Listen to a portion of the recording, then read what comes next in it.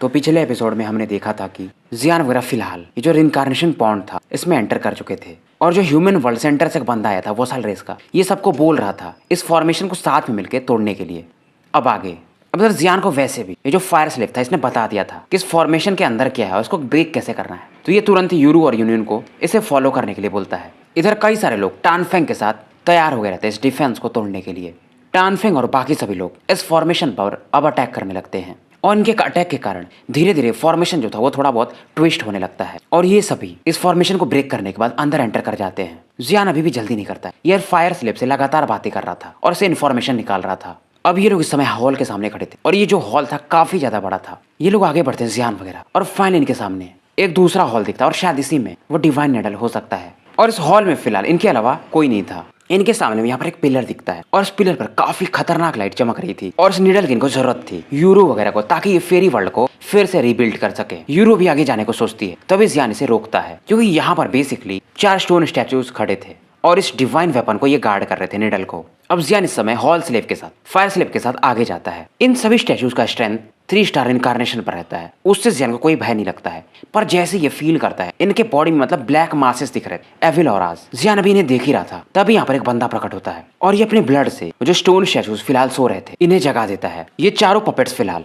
जियान की तरफ ही अब देखने लगते हैं। चारों पपेट्स के पास कुछ के पास शायद स्वॉर्ड्स थे और कुछ के पास क्रॉसबो। अब जियान भी अपने सोल पावर और होली फ्लेम को एक्टिवेट कर देता है। जियान की फिलहाल उस बंदे पर नजर भी नहीं जाती, पर यूनियन शायद फील कर ली थी। ये तुरंत ही अपने होली फ्लेम को एक्टिवेट करती और उस डायरेक्शन में मूव कर जाती है। इधर इन चारों पपेट से फाइट करने के लिए जियान अपने ड्रैगन गॉड ट्रांसफॉर्मेशन को यूज करता है। फिलहाल इन चारों के अटैक को जियान डिफेंड करता है, पर इसकी जो ड्रैगन बॉडी थी वो कांप सी जाती है। ये जानता था कि डिफेंड करना ज्यादा अच्छा ऑप्शन नहीं है। अब जियान रुकता नहीं है, पहले अटैक में ये ड्रैगन की दहाड़ मारता है यानी सेकंड ट्रांसफॉर्मेशन। उसके बाद ये ड्रैगन गॉड का जो 5th ट्रांसफॉर्मेशन ड्रैगन क्लॉज ये यूज करता है और एक स्टैचू पर उसके चेस्ट पर एम करके ये अटैक लॉन्च कर देता है। और इस प्रकार के फ्लक्चुएशन से वो जो डिवाइन नेडल था वो भी एक बार को जो दूर में रखा हुआ था कांप सा जाता है। पर जियान भी हैरान था, इस पॉपेट को इसके क्लॉ अटैक के कारण कुछ भी नहीं हुआ था। इसकी बॉडी पर जो धूल जमे हुए थे वो हट जाते हैं और इसका जो ब्रॉन्ज कलर का बॉडी था वो दिखने लगता है। जियान को कुछ समझ में नहीं आ रहा था। इसी समय जो चारों स्टैचूज थे मानो एक दूसरे से कम्युनिकेट कर रही हैं और एक पावरफुल फोर्स से जियान को ये बंदी बनाने लगते हैं। जियान भी समझ जाता है, ये तुरंत ही अपने फ्लेमिंग मंत्रा को एक्टिवेट करता है। इसकी बॉडी से 6 कलर की होली फ्लेम निकलती है और ये जो ब्लैक केज जो इसको बंदी बनाने को सोच रहा था इससे टकराने लगती है और ये जो ब्लैक ऑरा थी धीरे धीरे जियान को होली फ्लेम के कारण इवापोरेट होने लगती है। इस दौरान जियान सबसे कहता है इस प्रकार के ऑरा को स्मेल मत करना, खास करके यूरू और यूनियन को। जियान फिलहाल काफी फास्ट था, ये तुरंत एक पावरफुल स्लैप अटैक एक पपेट के थ्रोट पर करता है और इन पपेट्स के मतलब नेक पर ही कुछ ब्लैक लाइंस थे और जैसे जियान का स्लैप इन पर पड़ता है ये मेल्ट होने लगते हैं और जैसे ये ब्लैक पैटर्न सभी पर से गायब हो जाता है ये फिलहाल फिर से मतलब बुद्ध के समान खड़े हो जाते हैं। और इसमें जियान को ये जो फायर स्लेप था ये इसी हॉल के डीपर सेक्शन में मानो के रेस्पेक्ट के साथ देख रहा हो। अब इन स्टैचूज को सॉल्व करने के बाद जियान देखता है इसको यूनियन कहीं नजर नहीं आती है। ये यूरू से पूछता है। अब जब तक कि यूरू कुछ बोल पाती यहाँ पर एक वायलेंट एनर्जी इनको दिखती है और आसमान में मतलब थोड़ी ऊपर हॉल में ही 2 लोगों को दिखाया जाता है। एक तो ये बंदा था जो कि ब्लडी मिस्ट से घिरा हुआ था और ये एक ब्यूटी से बोल रहा था मुझे परेशान क्यों कर रही हो। और ये लड़की इससे पूछ रही थी तुमने तो शायद ये हरकत किया है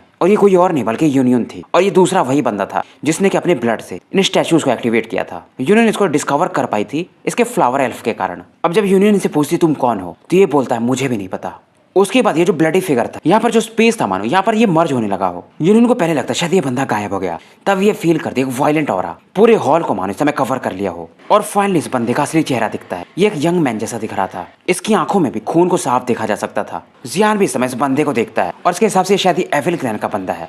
ये यहाँ पर क्या कर रहा है तो ये मिस्टीरियस बॉय यानी एविल मैन जियान से कहता है वैसे भी ग्रेट 1000 वर्ल्ड किसी के बाप का नहीं है, कोई भी यहाँ पर आ सकता है और जा सकता है। पर ये जियान की तरफ भी थोड़ा सरप्राइज एक्सप्रेशन के साथ देखता है। इसको मालूम था जियान के बारे में कि ये जायो क्लैन का है। जियान भी तैयार था, ये तुरंत ही यूनियन यूरू और साथ में वो फायर स्लेव इस एविल के भागने के फिलहाल सारे रास्ते रोक लेते हैं और ये चारों अपने अपने पावरफुल अटैक इसकी तरफ लॉन्च कर देते हैं। अब ये बंदा कुछ तो सोचता है और ये तुरंत एक powerful attack blood emperor shadow use करता है और इसकी बॉडी से इसमें काफी ज्यादा एविल एनर्जी बाहर निकलने लगी थी। हालांकि इसकी बॉडी पर कुछ फैंटम पावर्स दिख रहे थे, फिर भी जियान इसमें इसके बॉडी में से एक पावर स्मेल कर सकता था। शायद ये बंदा एविल गॉड रैंक का था और ये तुरंत एक पावरफुल अटैक जियान और बाकियों की तरफ लॉन्च कर देता है और इस मौके का फायदा उठाकर ये यहाँ से निकल जाता है। जियान के हिसाब से इस बंदे के पास वो जो ब्लडी रोप था शायद वो एक मिस्टीरियस इक्विपमेंट या वेपन माना जा सकता है। इसके वजह से ही इसको कोई पहचान नहीं पाता कि एविल क्लैन का है। अब इसके बाद ये सभी लोग नीचे में लौट आते हैं। अब यहाँ पे जो डिवाइन निडल रखा हुआ था यूरू हो या यूनियन हो अपने प्योर पावर से इसे थोड़ा बहुत वार्म करने लगते हैं। जियान दूर खड़ा होकर इन्हें देख रहा था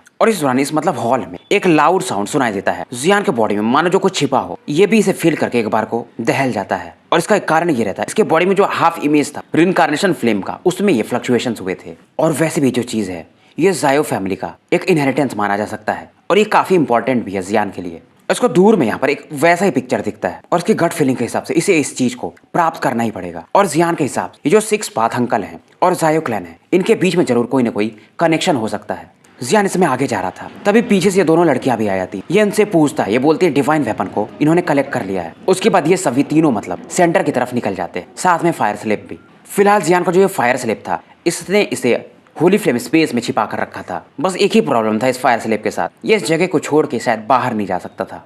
और यहाँ पर मतलब सेंटर में पहले से कई लोग खड़े थे, पर अंदर कोई एंटर नहीं किया था। जैसे कि वो पॉइजन गूगल, वो स्नेक वाली लड़की, वो टांगफेंग वगैरह सभी यहाँ पर थे। जियान वगैरह यहाँ पर थोड़ा लेट आते हैं। और यहाँ पर एक जो सिल्वर पैलेस दिख रहा था, वहां से फिर से पहले जैसा ही वो ऑरेंज कलर का फ्लेम क्रैक करते हुए बाहर आ रहा था। और क्योंकि ये मेन डोर था तो इसमें क्रैक्स आ रहे थे, तो सभी लोग इस समय काफी ज्यादा एक्साइटेड थे अंदर जाने के लिए।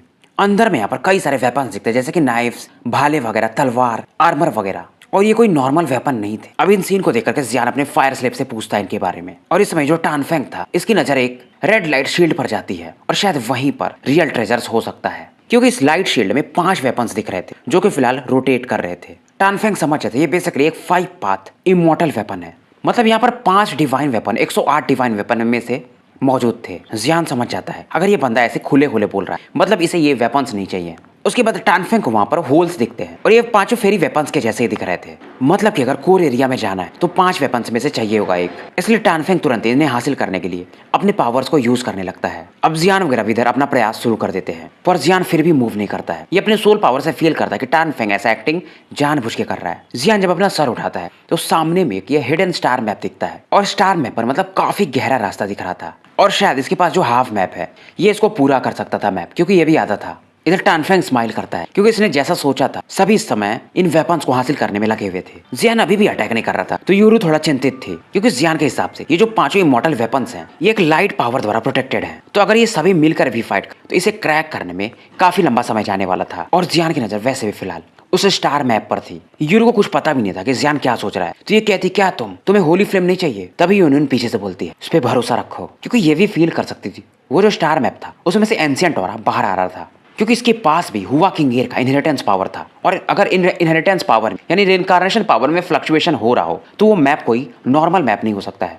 जियान कुछ बोलता नहीं है, पर यह जो अपना सोल पावर था और स्पिरिचुअल पावर, इन दोनों को रेगुलेट कर रहा था चुपचाप। इधर टानफेंग उस स्टार मैप की तरफ जाता है और जैसे ही अपने पाम से उस मैप को टच करता है और मानो इसके आर पार निकल जा रहा हो, अब ये ध्यान नहीं देता, तभी उस मैप में से एक ऑरेंज गोल्ड कलर का फायर फॉक्स निकलता है और इसकी बॉडी पर आके गिरता है। और इसके कारण इसके बॉडी में मानो जो इसका पूरा ऑरा हो जलने लगा हो, ये पीछे हट जाता है। और इसकी इंजरी अच्छी खासी थी, जियान भी देख रहा था चुपचाप। और इसके बॉडी पर जिस फायर फॉक्स ने अटैक किया था, ये उसे उठा करके वो जो बीम ऑफ लाइट था वहीं पर फेंक देता है। और ये बीम ऑफ लाइट ही उन 5 इमॉर्टल वेपन्स को प्रोटेक्ट कर रहा था। और इसके गिरते ही वहां पर फायर फॉक्स को उसमें क्रैक्स आने लगते हैं। अब क्योंकि यहाँ का डिफेंस टूट चुका था, तो सभी की लालच नजरें उन 5 वेपन्स पर थे। अब इधर सभी लोग इन वेपन्स के लिए फाइट कर रहे थे और वहीं जियान का जो ग्रुप था स्टार मैप की तरफ बढ़ रहा था। जियान पहले ही फील कर लिया था वो जो एंशिएंट मैप था जिसमें से पहले वो ऑरा निकल रही, वो नॉर्मल हो चुका था, मतलब इस टानफेंग ने इसे क्रैक कर चुका था। तो ये तीनों फिलहाल टानफेंग को घेर लेते हैं। टानफेंग इनकी तरफ देखता कहता है, तुम क्या बात कर रहे हो, मुझे नहीं पता। जियान कहता है, मुझे मजबूर मत करो। और इसके बॉडी से तुरंत इसका जो ग्लेज फ्लेम था बाहर आने लगता है और टानफेंग की बॉडी से ग्रे स्मोक निकलता है। और इस मौके का फायदा उठाकर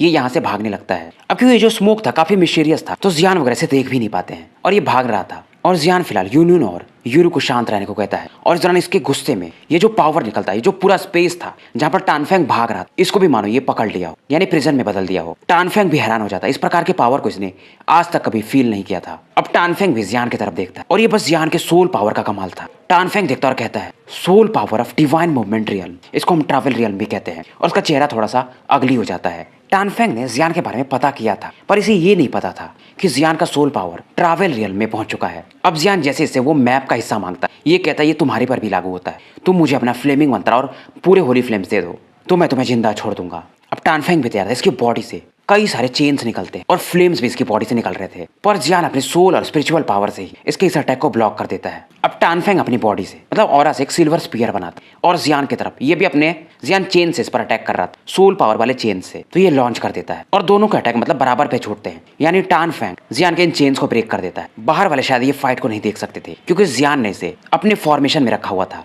अब जियान बोलता था रात ऑफ होली फ्लेम और पूरे स्पेस में इस समय 100 मीटर का एक फायर बॉल को देखा जा सकता था, यानी कि आग का गोला। इस प्रकार के अटैक को देखकर टानफेंग भी थोड़ा सा डरता है क्योंकि इसमें 6 प्रकार के होली फ्लेम मिक्स थे और वैसे भी जियान के सोल फोर्स के कारण ये सप्रेस था पहले से। इसके हाथ में इसका वो सिल्वर स्पेयर था, इसमें से सिल्वर एनर्जी काफी ज्यादा निकल रही थी और ये भी यूज करता है टियांग जुआंग slash attack, break it for मी।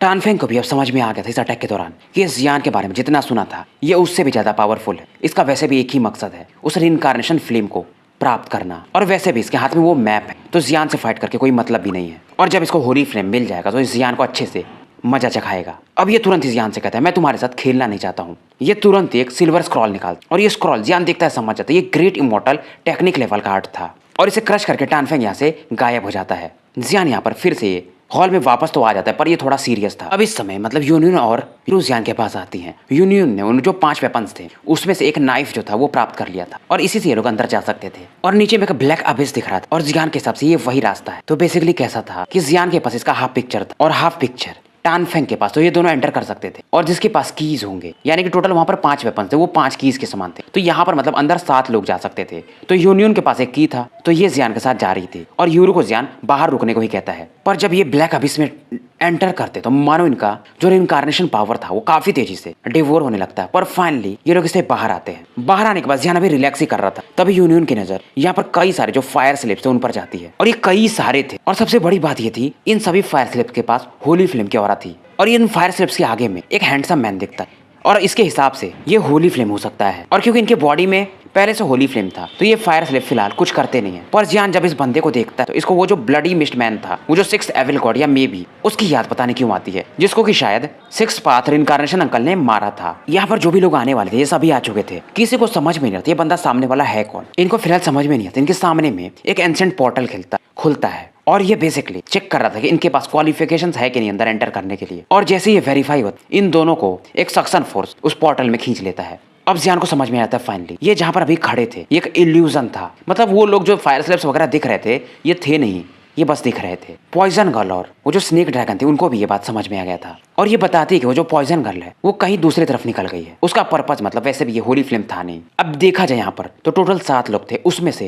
ये ड्रैगन स्नेक भी जियान की तरफ थी तो ये 3 लोग एक साथ रह सकते थे। और उसके बाद ये लोग जो 6th पाथ अंकल का मेन हॉल था उसमें एंटर कर जाते हैं, करने के लिए बढ़ जाते हैं। सामने जो इनको पैलेस दिखता है वो ट्रायंगुलर शेप में दिख रहा था और इस ट्रायंगुलर शेप के घर में मतलब एक गोल्डन थ्रोन भी बना हुआ था और वहां पर मानो ऑरेंज लाइट जल रही हो और इस थ्रोन पर मानो एक थिन फिगर बैठे हुए थे क्रॉस लेग्ड और इनके नीचे में एक बंदा खड़ा था और ये बंदा व्हाइट रोब फिगर वाला था और अंदर में कई सारे फायर स्लिप्स भी दिख रहे थे और टोटल यहाँ पर 100 फायर स्लिप्स थे और ये कोई नॉर्मल नहीं थे। और जियान को सबसे बड़ी दहशत ये थी सामने जो वो 6th पाथ अंकल थे और जो व्हाइट रोब फिगर था शायद वो होली फ्लेम, इन्हीं से इसको एक अलग ही लेवल का फ्लक्चुएशन फील हो रहा था। और जियान के हिसाब से जो 100 फायर स्लिप्स थे एक फॉर्मेशन बना रहे हो पर यहाँ पर कोई भी एविल ऑरा नहीं थी। तो जियान और भी ज्यादा इस समय स्तब्ध था। क्या मतलब वो जो 6th एविल गॉड था उसे रिइंकार्नेशन अंकल ने सच में डिस्ट्रॉय कर दिया था। वो जो ड्रैगन स्नेक थी जियान से कहती कि मैं चाहती हूँ वैसे भी कि तुम इस होली फ्लेम को पाओ और यही मतलब मेरा पर्पस था। ड्रैगन एम्परर ने डेमन एम्परर ने मुझे इसीलिए भेजा है और इसको ये भी पता था 3rd रैंक का होली फ्लेम कोई नॉर्मल चीज नहीं है खाना। अब इधर टानफेंग भी आ गया था, ये जियान को घूर रहा था और कोई अंदर जाने को तैयार नहीं था। तो टानफेंग कहता ठीक है फिर मैं ही आगे चलता हूँ और ये तुरंत ही पावरफुल अटैक ये जो फायर स्लिप्स थे यहाँ पर कर देता है। पर जैसे ही इसका अटैक जाता है जो ट्रायंगुलर फॉर्मेशन इसमें एंटर करते मानो ये मक्खी के समान इसका अटैक खत्म हो गया हो और तभी लोग एक टेरिफाइंग पावर इस समय मतलब इस माहौल में फील करते हैं। शायद ये रिइंकार्नेशन ऑफ हेवन का पावर था। और इस समय वो जो मिस्टीरियस व्हाइट रोब मैन थे ये अपनी आंखें खोलते हैं, इनके आंखों में वो ऑरेंज गोल्ड कलर का फायर फॉक्स देखा जा सकता था और ये जो 7 लोग यहाँ पर आए हुए थे इनकी तरफ देखते हैं और शायद ये जो व्हाइट रोब मैन है यही वो 3rd रैंक के होली फ्लेम है। टानफेंग इनकी तरफ देखता है और कहता है आप अपना सोर्स पावर मुझे दे दीजिए, वैसे भी ग्रेट 1000 वर्ल्ड इस समय काफी मुसीबत में है तो आपकी ग्लोरी भी फुल पर जा सकती है। तभी 3rd रैंक का होली फ्लेम इसकी तरफ देखता और कहता है तुम लायक भी नहीं हो। टानफेंग फिर भी बोल रहा था वैसे भी तुम्हारे जो मास्टर हैं 6th रिइंकार्नेशन अंकल वो मर चुके हैं तो क्या तुम हमेशा यहीं पर रहना चाहते हो। 3rd रैंक के होली फ्लेम गुस्सा हो जाते तुम लोग जो कि दुनिया को कंट्रोल करना चाहते हो ह्यूमन वर्ल्ड वाले तुम मेरे सामने बोलोगे। और इस समय इनका जो आग था पूरे स्पेस में फैलने लगता है और सभी के बाहर भागने के रास्ते ब्लॉक कर देते हैं ये। इधर जियान अभी भी सोच रहा था, न तो इसको जायो क्लैन की कोई ऑरा फील हुई, न तो एविल क्लैन का। इस हॉल के साथ है क्या चीज? ये अपने सोल पावर से लगातार प्रोब कर रहा था, पर इसे फिलहाल तक कुछ समझ में नहीं आया था। अभी जो व्हाइट रोब मैन ये जियान को देख रहे थे कि ये बंदा कर क्या रहा है। उसके बाद ये जियान और यूनियन से कहते तुम्हारे पास जो होली फ्लेम है, सीड है, वो मुझे दे दो, क्योंकि इनको अगर ये 7 होली फ्लेम मिल गए तो ये वैसे भी काफी ज्यादा पावरफुल हो जाएंगे। अब जियान के मन में एक विचार आता है, क्या ये अपना मतलब हमारा होली फ्लेम उस 6th एविल गॉड के लिए तो नहीं मांग रहे हैं? अब इधर बाकी लोग काफी खुश थे कि जियान और यूनियन को वैसे भी ये होली फ्लेम छोड़ने वाले नहीं है। और जियान इस समय अपने ग्लेज फ्लेम को बाहर निकालता है और इनकी तरफ आगे बढ़ने लगता है। अब इस सीन को देख करके होली फ्लेम कहते हैं, अब तुम चाहते ही हो तो तुम्हें भी यहाँ पर एक फायर स्लेब मैं बना लूंगा रिफाइन करके। और ये तुरंत एक स्ट्रेंज मूवमेंट करते और ये जो फायर स्लेब्स थे धीरे धीरे मानो जागने लगे हो। जियान भी देखता है जो 6 पाथ अंकल है जो कि थ्रोन पर बैठे हुए, मानो ये मर चुके हो, उनकी बॉडी से कोई ऑरा नहीं निकल रही थी। ये होली फ्लेम अपना ऑरा रिलीज करते और ये फायर स्लेब्स जागने लगते हैं। यहाँ पर जो भी लोग थे अब डर जाते हैं कि शायद इनकी मौत अब काफी करीब है। टानफेंग भी देख रहे थे क्योंकि इनके ऑरा के कारण ये जो स्पेस था मानो ये चेंज होने लगा हो, टेम्परेचर काफी तेजी से बढ़ने लगता है। जियान इस समय यूनियन को एक हाथ में पकड़ा हुआ था और यूनियन भी कहती मैं तुम पर भरोसा करती हूँ। जियान इस समय से कहता है ये फायर स्लेब्स मुझे थोड़े वियर्ड लग रहे हैं। और इस समय जियान के सामने 10 फायर स्लेब्स आ चुके थे, मानो ये जियान के पावर को डेवोर करना चाहते हो। और ये जो स्लेब्स थे ये बस अपने फिजिकल स्ट्रेंथ के हिसाब से जियान को ब्लॉक कर दे रहे थे। और इस समय वो जो फायर स्लेब था जो जियान के पास, ये बताता है इनका जो पावर है वो अंकल 6 पाथ से कनेक्टेड है। और होली फ्लेम के इशारों पर ये जो 10 पपेट्स थे फायर स्लेब्स ये जियान की तरफ बढ़ते हैं और एक पावरफुल फोर्स से मानो जियान को बंदी बनाने की कोशिश करते हैं। जियान भी देखता है होली फ्लेम की तरफ और कहता है इस एबिलिटी से तुम मुझे बंदी बनाना चाहते हो। इसके बॉडी से इसका ग्लेज फ्लेम तो निकल ही रहा था और ये तुरंत ही ड्रैगन गॉड ट्रांसफॉर्मेशन का ड्रैगन क्लॉ अटैक यूज करता है और जो स्टार के जिसके ऊपर आ रहा था ये इसे तुरंत ही तोड़ देता है। और ये जो 10 स्लेब्स थे जियान के इस अटैक के कारण एक ब्लडी मिस्ट में बदल जाते हैं। और जियान समझ गया था अगर इसे इस होली फ्लेम को पाना है तो पहले इसे हराना पड़ेगा। तभी मतलब जियान को सोच रहा था, तभी ये यूनियन बोलती है ये जो फायर स्लेब्स है ये इमॉर्टल है, क्योंकि ये जो ब्लडी मिस्ट था ये फील करती है इसमें जो भी वॉरियर्स हैं ये 5 स्टार इनकारनेशन पर हैं। जियान भी हैरान था, मतलब ये पपेट इसने डिस्ट्रॉय कर दिए थे, ये ब्लडी मिस्ट में बदल गए थे, पर धीरे धीरे ये रिकवर कर जाते हैं और सभी का स्ट्रेंथ 5th स्टार रिनकारनेशन पर पहुंच जाता है।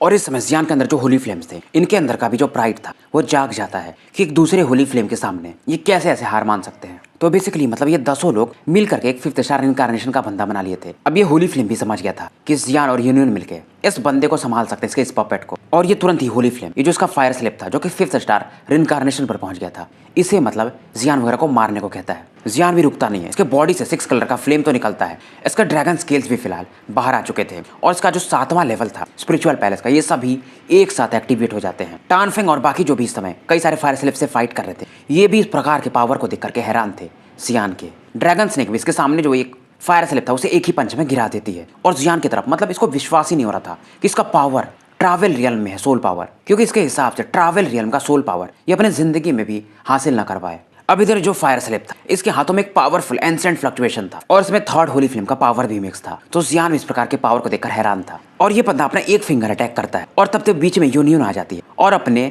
हेवनली स्वॉर्ड इसके अटैक को ब्लॉक करती है। पर इस दौरान ये पीछे फेंक दिए जाते हैं। जियान थोड़ा गुस्सा हो जाता है यूनियन से। यूनियन इस समय खांसती है, ये कहती मैं बस तुम्हारी हेल्प करना चाहती थी। और जियान तुरंत ही वो जो ड्रैगन स्नेक थी उससे कहता इस मतलब यूनियन को देखो। और इस समय जियान की आंखों में एक अलग ही पागलपन था, ये आगे बढ़ता है क्योंकि इस समय जहाँ पर ये लोग थे वैसे भी इस जगह में इनका पावर धीरे धीरे कम होते जा रहा था। और जियान के हाथों में जो 6 फ्लेम्स थे ये अलग अलग भागों में बढ़ जाते और 6 लिक्विड्स निकलती हैं। और जो भी लोग मतलब इस समय जियान के विरोधी थे ये जो 4 लोग ये जियान की तरफ देखते हैं। पहले इनको लगा था कि इस बंदे के पास एक ही फ्लेम है, पर जैसे ये देखते हैं ये हैरान हो जाते हैं कि 6 होली फ्लेम। और इस समय जो 3rd होली फ्लेम ये भी जियान के पावर से शायद सी थ्रू नहीं कर पाया था। ये 6 रिनकारनेशन अंकल की तरफ देखता है और ये थोड़ा रिग्रेट फील कर रहा था। और इस समय जियान के चेस्ट पर वो जो स्मॉल कॉल्ड्रन बनता था फिर से बन गया था और ये 6 होली फ्लेम इसके इस कॉल्ड्रन में जाने लगते हैं। और जब 3rd होली फ्लेम जियान का इस कॉल्ड्रन को देखता है ये भी हैरान हो जाता है और ये कहता है the 7 realms divine artifact the flame god cauldron. और इसकी आंखों में भी एक अलग ही चमक थी। पर इस समय यहाँ पर जो ये ब्लैक की थी ये फिलहाल जियान के पावर को सप्रेस करने की कोशिश कर रही थी।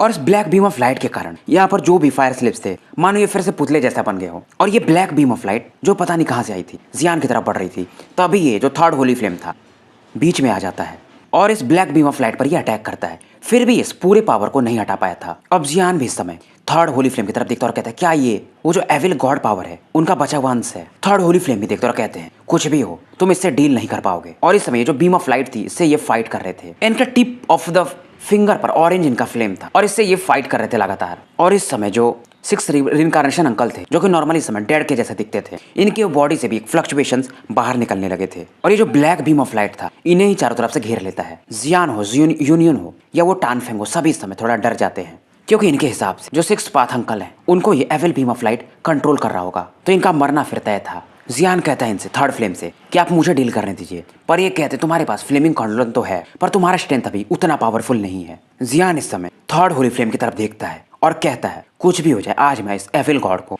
पूरी तरह से खत्म करूंगा, और क्योंकि मैं एक होली फ्लेम कंट्रोलर हूँ तो ये मेरी जिम्मेदारी है। और वैसे भी एक ऐसे क्लैन का है जो कि काफी प्राउड माने जाते हैं, जायो क्लैन। थर्ड होली फ्लेम भी एक बार सोचते हैं कि इस बंदे का जो नेचर है जस्ट लाइक 6 पाथ अंकल के जैसा ही है, पर इसे नहीं पता ये एविल गॉड जो कि 6th रैंक का था काफी ज्यादा पावरफुल है। अगर इस समय 6th पाथ अंकल जिंदा होते और ये होली फ्लेम इनके बॉडी में होता भी तो भी शायद इस एविल गॉड को शायद ही हरा पाते। हालांकि इस समय जो एविल गॉड है इंजर्ड है और इसको 6 पाथ अंकल नहीं किया था। अब जियान इस समय थर्ड होली फ्लेम की तरफ देखता है और कहता है आप बहुत ज्यादा सोच रहे हैं। अब जियान इनसे कहता है मेरे पास वैसे भी 6 होली फ्लेम है, फ्लेमिंग गॉड कॉल्ड्रन है, तो मैं आपके साथ एक डील बनाना चाहूंगा। थर्ड होली फ्लेम भी आश्चर्यचकित होकर देखते हैं कौन सा डील।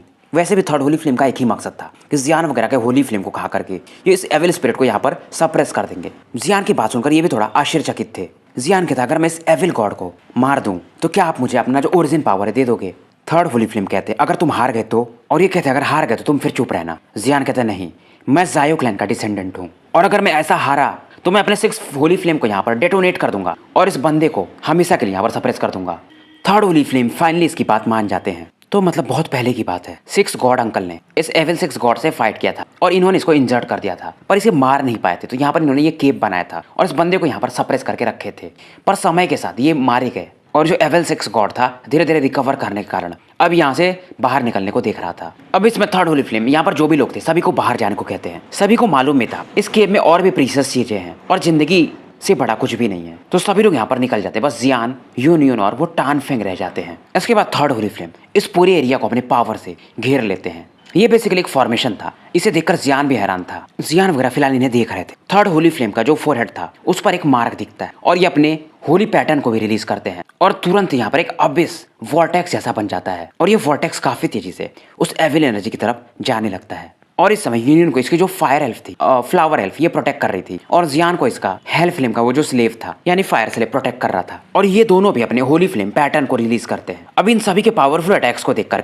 वो ब्लैक बीम ऑफ लाइट भी समझ जाता है और तुरंत ही इसमें से एक ब्लैक एनर्जी निकलती है और इनके अटैक्स की तरफ जाने लगती है। तो वॉर्टेक्स बनाती है काफी गहरा था और इसी के अंदर शायद उस एविल गॉड की बॉडी थी और जियान वगैरह के होली फ्लेम पैटर्न्स और इसका जो फ्लेमिंग गॉड कल्ड्रन था ये इसमें अपने पावर को पोर करने लगते हैं, क्योंकि अगर ये बॉडी उस बंदे की नहीं पा सकते तो इसे ये हरा नहीं सकते थे। और इनके इस प्रकार के पावर के कारण ये जो एविल ब्लैक एनर्जी थी ये काफी दूर हट जाती है, यहाँ से भागने को भी सोचती है, क्योंकि शुरुआत में ये जो डार्क अबिस है इसे ये एविल एनर्जी प्रोटेक्ट कर रही थी ताकि इसके अंदर कोई एंटर ना कर पाए, क्योंकि इसी के अंदर इसकी बॉडी है। और जियान वगैरह को फाइनली ये जो डार्क अबिस था इसका वास्तविक रूप दिखता है। अंदर से एक पावर ये फील कर सकते थे, शायद वहीं पर ये एविल गॉड का बॉडी था। तो इस एविल पावर को ये लोग यहाँ पर पूरी डिस्ट्रॉय कर देते हैं, पर जब तक ये बॉडी को नहीं मारेंगे तो जियान अभी खुश नहीं होता है और इन्होंने अपने होली फ्लेम पैटर्न को अंदर इस वॉर्टेक्स में भेज दिया था। और अगर इनका ये होली फ्लेम पैटर्न अंदर ही फंस जाए तो इनका होली फ्लेम वैसे भी कंप्लीट नहीं माना जा सकता है। तो ये बहुत बड़ा रिस्क था जो कि जियान और यूनियन और उन थर्ड होली फ्लेम ने लिया था। और फाइनली इनको एक बंदा दिखता है, इसके बाल मतलब ब्लैक शैडोज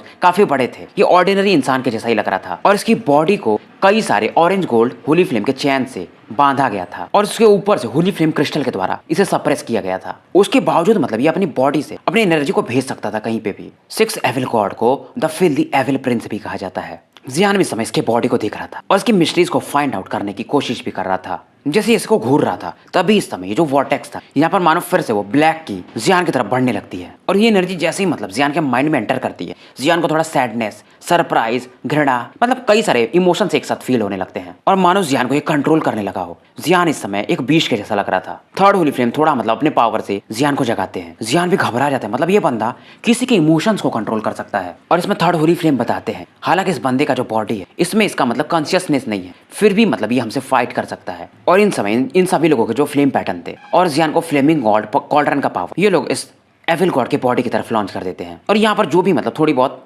या बहुत ज्यादा ही एविल एनर्जी थी, इनके इस अटैक से प्यूरिफाई होने लगती है और इनको लग रहा था शायद ये इस मैटर को सॉल्व कर लेंगे। तभी अचानक से मतलब ये जो एविल गॉड था इसके बॉडी के सामने एक ब्लैक सीन प्रकट होता है और ये ऑरा मतलब ये जो जियान वगैरह का अटैक था, इस अटैक को एविल गॉड की बॉडी को हिट करने से बचा लेता है। ये बेसिकली एक एविल टूल था, 13th रैंक का evil tool, evil spirit realm. और इस समय एविल गॉड की बॉडी पर ये जो इल्यूजनरी ब्लैक शैडो प्रकट हुआ था, ये कहता है इस बार हम जीत गए। जियान इस बंदे को देखता है और कहता है इसको शायद मैंने कहीं तो देखा है। और ये जो एविल शैडो था, इस समय जो एविल गॉड जो कि इस समय जमीन पर पड़े हुए थे, इन्हें काफी ज्यादा रेस्पेक्ट दे रहा था और ये जो ऑरा थी एविल गॉड की बॉडी में एंटर करने लगती है। मतलब ये बंदा बेसिकली एविल गॉड की बॉडी को कंट्रोल करना चाहता था। जियान भी रुकता नहीं, काफी तेजी से, हालांकि यहाँ पर एविल ऑरा का इरोजन इसे रोक रहा था, फिर भी अंदर घुसते जा रहा था और इसके पीछे पीछे दोनों लोग भी आ रहे थे क्योंकि इनको मालूम था अगर एविल गॉड की बॉडी को अगर ये बंदा कंट्रोल कर ले एविल शैडो, तो इनके लिए काफी बड़ी मुसीबत हो सकती है। ये एविल शैडो आप समझ रहे हो 13th रैंक का वो एविल डिवाइन टूल है, पर ये जैसे इनके बॉडी में एंटर करने की कोशिश करता है क्योंकि एविल गॉड की बॉडी पर कई सारे मतलब होली फ्लेम के क्रिस्टल्स चेन्स वगैरह थे, तो ये जैसे एंटर करने की कोशिश किया था इसको ये इरोड करने लगते हैं। फिर भी इसके अंदर एक अलग ही मैडनेस था, ये हंसता है और इस समय इसकी बॉडी से कई सारे घोष वगैरह निकलते हैं और होली फिल्म के क्रिस्टल को और चेन्स को भेदते हुए ये अंदर जाने लगता है। अब इस सीन को देख करके जियान वगैरह मतलब बोलते हैं शायद काफी लेट हो चुका है। जियान के पास वैसे भी कोई ऑप्शन नहीं था, तो ये तुरंत एक soul attack Yu Ming Tian इस पर लॉन्च कर देता है और इस समय इसके शैडो से मतलब कई सारे ब्लड भी निकलते हैं और ये एविल गॉड के बॉडी में जाने लगता है। तो फाइनली ये जो एविल शैडो था ये एविल गॉड की बॉडी से मर्ज हो जाता है और इस समय रिनकार्नेशन अंकल बताते हैं 3rd होली फ्लेम मतलब इस बंदे की बॉडी भी इमॉर्टल टाइप ही है और इस समय इस बंदे के बॉडी से काफी खतरनाक एविल ऑरा बाहर निकलने लगी थी। अब इस प्रकार के ऑरा को बचाने के लिए 3rd होली फ्लेम जियान और यूनियन की बॉडी को प्रोटेक्ट करते हैं और वहीं दूर में वो जो बंदा था टानफेंग, इसके पास वो जो होली फ्लेम का आधा हिस्सा था, ये उसे देख रहा था। और फाइनली इधर ये जो एविल गॉड था जिसके अंदर ये एविल शैडो एंटर किया था, ये जाग चुका था और इसका एक ही मकसद था, इस पूरे केव को डिस्ट्रॉय कर देना क्योंकि काफी लंबे समय से यहाँ पर इसके एविल गॉड सील्ड थे। पर इसकी तरफ 3rd होली फ्लेम देखकर स्माइल करते हैं कि तुम्हारा शरीर इतना नहीं है, एविल गॉड की बात अलग थी, तुम एक चींटी के समान हो। और इस समय इन सभी लोगों का जो होली फ्लेम पैटर्न था वो वापस आ चुका था। पर 3rd होली फ्लेम की बात सुनकर ये जो एविल शैडो था ये कहता है मतलब लास्ट टाइम जब तुम फाइट किए थे 6th एविल गॉड से रिनकार्नेशन के साथ मिलके 6th पाथ वाले अंकल के साथ, फिर भी तुम लोग बेयरली जीत पाए थे और आज तुम मेरे सामने ऐसी बात कर रहे हो। जियान भी रुकता नहीं है और ये कहता है आज तुम्हारा मतलब शरीर यहीं पर दफन होगा। और इसके बॉडी से तुरंत ही थंडर पावर भी, साथ में इसका मतलब होली फ्लेम तो निकल ही रहा था, दोनों एक साथ बाहर निकलने लगे थे। अब जब ये बंदा जियान के बॉडी में इतनी सारी एनर्जीज देखता है तो ये भी हैरान हो जाता है क्योंकि जियान के बॉडी से इस समय वो जो मिस्टी वाटर एट्रीब्यूट भी था ये भी बाहर आ रहा था, ग्रे थंडर तो आ ही रहा था। ये बंदा भी हैरान हो जाता है इस प्रकार का पावर तो इसने शायद वर्ल्ड वॉर में किसी एक बंदे के पास देखा था, इस बंदे के पास इतने पावर्स कैसे हो सकते हैं। 3rd होली फ्लेम भी हैरान थे और इस समय इनके भी बॉडी से सैक्रेड ऑरा होली फ्लेम वाला इनका निकल रहा था। 3rd होली फ्लेम इस समय जियान से कहते हैं मुझे फॉलो करो और इसे मारते हैं। और इस समय इस अबिस में मतलब कुछ वॉर्म्स थे, मतलब केचुए के समान, ये ब्लैक वॉर्म्स, और इनके पास मानो डिवोरिंग पावर हो और ये जियान वगैरह की तरफ बढ़ रहे थे। 3rd होली फ्लेम इस समय जियान से कहते हैं कि मुझे तुम फिलहाल मतलब थोड़े समय के लिए अपना फ्लेम गॉड कल्ड्रन दे दो। और जियान वगैरह इस समय अपने फुल पावर यानी होली जो पैटर्न था उसका प्योरेस्ट पावर को यूज कर रहे थे और ये अपने पावर को इस फ्लेमिंग कॉल्ड्रन में भर के 3rd होली फ्लेम को दे देता है। 3rd होली फ्लेम इसमें अपना भी होली फ्लेम डालते और इस कॉल्ड्रन पे फिलहाल 8 पैटर्न्स मतलब पावरफुल लाइट के साथ दिख रहे थे और बाकी जो 26-27 थे वो थोड़े डिम थे। एविल शैडो भी इस समय फ्लेमिंग गॉड कॉल्ड्रन को देखता है और कहता है तुम्हारे स्ट्रेंथ से तुम शायद ही मुझे मार पाओ क्योंकि तुम भूल रहे हो कि एविल गॉड के पास एक इमॉर्टल आर्टिफैक्ट भी है। 3rd होली फ्लेम फिलहाल इसकी बात को इग्नोर कर देते हैं और ये कई सारे समय मिस्टीरियस साइंस बना रहे थे और इस दौरान इनकी बॉडी से मतलब कई सारे गोल्डन थ्रेड्स बाहर निकल रहे थे और ये जो थ्रेड्स है बेसिकली इनके होली फ्लेम का सोर्स पावर था। थोड़ी देर में ये जो फ्लेमिंग गॉड कॉल्ड्रन था और जो ये एविल बॉडी थी एक दूसरे से टकराते हैं। फ्लेमिंग गॉड कॉल्ड्रन जो शुरुआत में काफी ज्यादा चमक रहा था इसकी भी लाइट डिम होने लगती है और वहीं दूसरी तरफ एविल गॉड की जो बॉडी पर ऑरास थी ब्लैक वाली प्यूरिफाई भी होने लगती हैं। और जियान को भी अब समझ में आता है इसका जो ये फ्लेमिंग गॉड कॉल्ड्रन है ये भी पूरा नहीं है, ये बस एक प्रोटोटाइप टाइप है और इस प्रकार के पावर को ये अपने बस फ्लेमिंग मंत्र के कारण ही सम्मान कर पाता है। और ये जो हेरेक्टिक गॉड एविल गॉड इसके इस प्रकार के फ्लेमिंग गॉड कॉल्ड्रन के अटैक को भी रजिस्ट कर लेता है। पर इस दौरान जियान फाइंड करता है कि इसकी जो इमॉर्टल बॉडी है उसमें भी कई सारे फ्लॉज हैं। और इधर ये जो एविल शैडो था ये स्माइल कर रहा था। 3rd होली फ्लेम को पता था अगर ये एविल शैडो पूरी तरह से इस एविल गॉड की बॉडी को कंट्रोल कर लिया, क्योंकि अभी ये जस्ट इनकी बॉडी में गया है, तो ये बैटल काफी मुश्किल हो जाएगा इनके लिए। पीछे जब जियान खड़ा था 3rd होली फ्लेम के, ये कहता है अगर ये एविल गॉड की बॉडी इमॉर्टल है तो आज ही इसको भी मैं हजारों पीसेस में तोड़ दूंगा। और इस दौरान इसकी बॉडी से वो डेविलिश ऑरा ग्रीन कलर की बाहर निकलने लगती है। ये एक ऐसा सुप्रीम पावर था, मानो एविल पावर, जो कि पूरे वर्ल्ड को कंट्रोल कर ले। थर्ड होली फ्लेम भी इस प्रकार के पावर को देखकर हैरान थे, क्योंकि ये पावर भी एविल क्लैन जैसा ही लग रहा था। ये फील करते हैं ये पावर एविल गॉड जैसा ही है, पर इससे थोड़ा अलग है। और इस समय ये भी अपने पावर को फुल ऑरा पर यूज कर रहे थे और 6 होली फ्लेम की मदद से यहाँ पर जो भी और ज्यादा एविल ऑरास थी इसको प्यूरिफाई करने लगते हैं। ये एविल गॉड भी रुकता नहीं है, इनके अटैक पर ये अपना पावरफुल अटैक कर देता है। और इस समय जो डार्क अबिस था इन दोनों के कोलिजन से काफी ज्यादा कांप जाता है। और इस समय जियान एक विकेट स्माइल देता है और एक पावरफुल पंच से ये इस एविल गॉड को काफी पीछे फेंक देता है। अब क्योंकि जियान के पास भी इमोर्टलिटी वाला पावर था, तो इसे मालूम था कि इमोर्टल पावर से कैसे डील करना है। और इस समय थर्ड होली फ्लेम और जियान के लगातार अटैक से ये जो एविल गॉड की बॉडी थी ये भी थोड़ा फेंट होने लगती है, क्योंकि ये बॉडी मतलब कई सालों से खाली पड़ी थी और फिलहाल इसे जो कंट्रोल कर रहा था ये खुद का बंदा नहीं था, मतलब एक एविल शैडो था। अब ये एविल शैडो भी थोड़ा इसके भी पसीने छूटने लगते हैं। अगर कोई ऐसा पावरफुल अटैक हो, मतलब जो एक ही अटैक में इस एविल गॉड की बॉडी को डिस्ट्रॉय कर सके, तो ये मारा जा सकता था। अभी एविल शैडो डर जाता है। इसका एक ही मकसद था, एविल गॉड को जगाना, नहीं तो इनका प्लान फेल हो जाएगा। एविल गॉड के चेस्ट पर एक एनर्जी इकट्ठा होती है और ये यूज करता है आई ऑफ फिल्थ, और इस समय से स्पेस में एक एविल आई बन गया था। इस प्रकार के पावर को देखकर जियान भी थोड़ा अभी ये डेविल पावर यूज करता, फिर भी ये फोर्सफुली होली फ्लेम को बाहर निकालता। इस सीन को देख करके थर्ड होली फ्लेम भी जियान को कहता है इतना फोर्स मत करो, क्योंकि जियान इस समय devil's holy flame pupil attack use कर रहा था। जियान इनसे कहता मैं ठीक हूँ, पर इस पावर को बाहर निकालने में जियान का भी चेहरा मतलब एनर्जी काफी ज्यादा यूज हो चुकी थी। पर फिर भी जियान कहता हम बीच में नहीं छोड़ सकते। यूनियन को ये पीछे ढकेल देता है। अब जियान का डेविल्स आई अटैक और उस बंदे का वो एविल आई अटैक एक दूसरे से टकराते हैं, और इसमें पीछे से जियान को सपोर्ट करने के लिए थर्ड होली फ्लेम भी अपना attack pseudo magic the palm of reincarnation of heaven use करते हैं। और इस अटैक के कारण ये जो पूरा वॉर्टेक्स था कोलैप्स कर जाता है। जो थर्ड होली फ्लेम ने अटैक यूज किया था इसमें केवल प्योर होली फ्लेम पावर नहीं था, बल्कि हेवन और अर्थ का पावर भी मिक्स था। इसे पावर ऑफ गॉड कहा जा सकता है। मतलब ये जो टॉप इमोर्टल टेक्निक्स होती हैं इनसे भी ऊपर माना जाता है। इन्होंने ये टेक्निक खुद से क्रिएट किया था। मतलब ये डिवाइन आर्ट भी नहीं माना जा सकता है, पर फेक डिवाइन आर्ट की कैटेगरी में इसे रखा जा सकता है। और इस समय इनके अटैक से ये जो एविल गॉड की बॉडी थी ट्रेम्बल करने लगी थी। तो भाई लोग स्टोरी यहीं पर समाप्त करते हैं, और लाइक्स ज़्यादा से ज़्यादा कर दो यार। वीडियो डालने में थोड़ा लेट इसलिए हो जा रहा है क्योंकि मेरी डेली सुबह 8 बजे मीटिंग रहती है। ये इसी हफ्ते से चालू हुई है। खैर जिन्होंने भी टेलीग्राम पे और इंस्टा पे फॉलो नहीं किया कर लो। मिलते हैं फिर शाम में एक नए वीडियो के साथ।